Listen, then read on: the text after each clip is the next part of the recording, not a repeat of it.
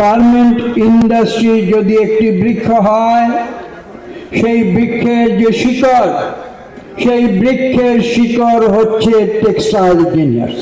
একটি গাছ যেমন বেঁচে থাকতে পারে না যদি না সেই গাছের শিকড় শক্তিশালী থাকে, সেই গাছের শিকড় যদি মাটি থেকে রস নিতে পারে, তাহলে যেমন সেই গাছ টিকে থাকতে পারে না।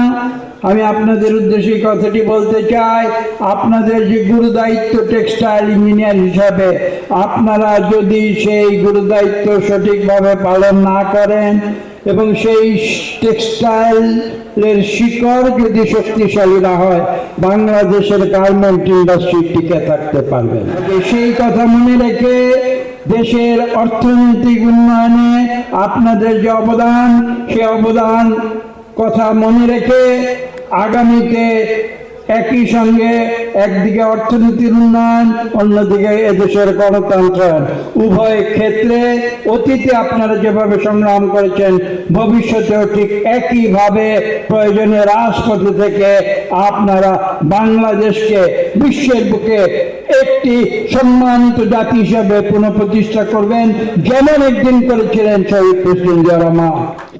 সংবাদ, ফিচার ও অনুষ্ঠানের জন্য ভিজিট করুন সংবাদ প্রকাশের ওয়েবসাইট এবং যুক্ত থাকুন ফেসবুক পেজ ও ইউটিউব চ্যানেলের সঙ্গে।